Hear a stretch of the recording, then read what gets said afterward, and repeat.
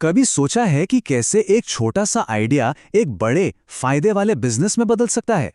आज हम बकरी पालन की दुनिया को समझेंगे और एक ऐसे प्रैक्टिकल ब्लूप्रिंट पर बात करेंगे जो दिखाता है कि एक मुनाफे वाला बकरी फार्म आखिर शुरू कैसे किया जाता है। देखिए, ये एक लाइन इस पूरे बिजनेस मॉडल का निचोड़ है। मतलब सारा खेल सही प्लानिंग का है। तो चलिए देखते हैं कि ये सफल प्लानिंग असल में दिखती कैसी है और इस काम को एक मुनाफे वाला सौदा बनाने के लिए क्या-क्या करना पड़ता है। तो ये है हमारा आज का रोड मैप।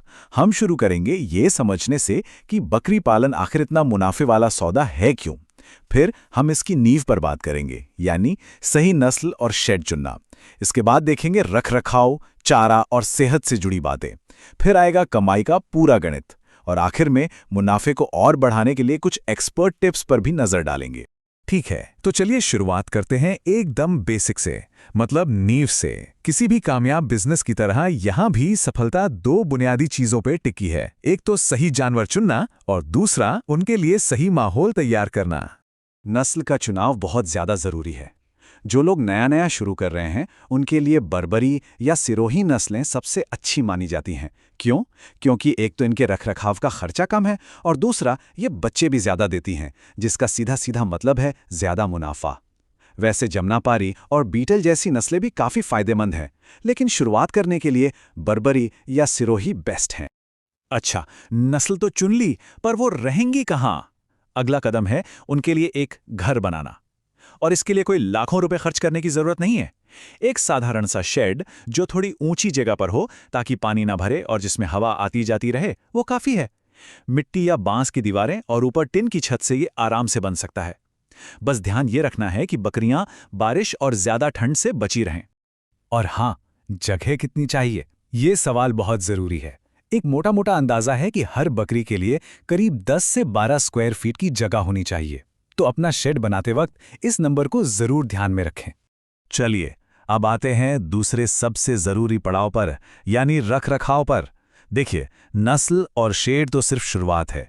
असली काम तो रोज की देखभाल में है, जो बिजनेस को सही से चलाता है और हमारे लगाए हुए पैसे को सुरक्षित रखता है। बकरियों की अच्छी सेहत के लिए सबसे जरूरी है उनका खाना। और इसका मतलब ये बिल्कुल नहीं कि बहुत खर्चा करना है।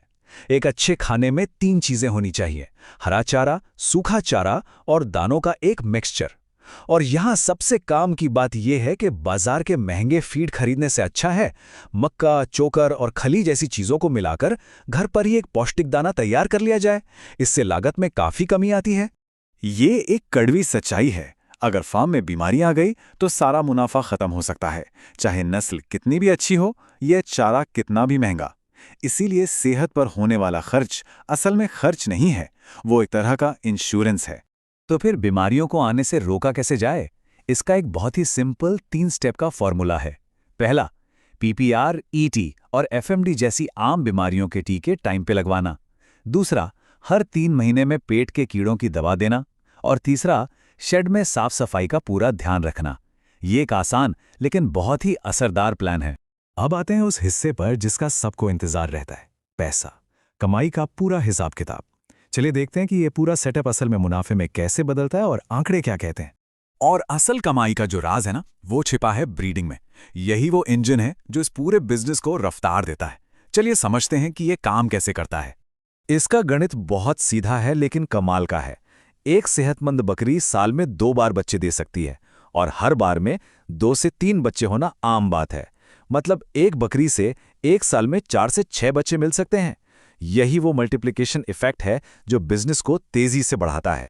ठीक है, तो चलिए एक छोटा सा हिसाब लगाते हैं।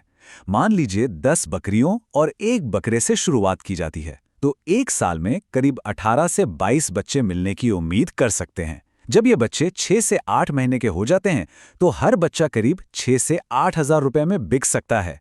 इससे कुल कमाई बनती है लगभग 1.2 लाख से 1.5 लाख रुपए। इसमें से अगर साल भर का खर्चा जो करीब 50 से 60 हजार होगा वो निकाल दें तो बचता है नेट प्रॉफिट। और वो नेट प्रॉफिट है 60 हजार से 90 हजार रुपए तक, सिर्फ एक साल में, और वो भी 10 बकरियों के एक छोटे से सेटअप से। यह आंकड़ा इस बिजनेस मॉडल की असली ताकत को दिखाता है। तो हमने बिजनेस का बेसिक मॉडल तो समझ लिया, लेकिन सवाल यह है कि क्या इस मुनाफे को और भी बढ़ाया जा सकता है? जी हां, बिल्कुल। चलिए कुछ ऐसी स्मार्ट रणनीतियों पर नजर डालते हैं जो रिटर्न को और ज्यादा बढ़ाने में मदद करती हैं। सबसे पहली और ज़रूरी चीज़ है टाइमिंग।